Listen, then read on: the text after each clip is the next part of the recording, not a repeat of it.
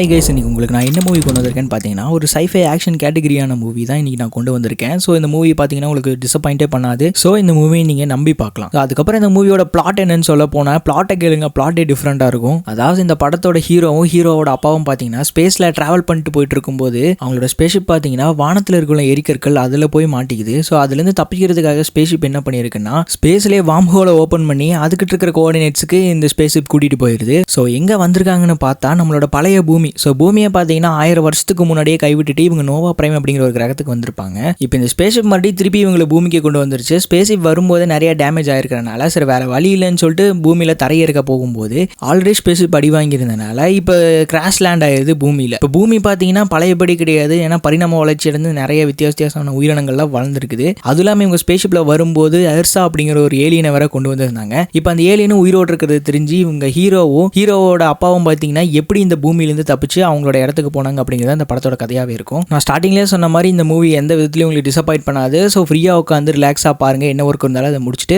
பாருங்கள்.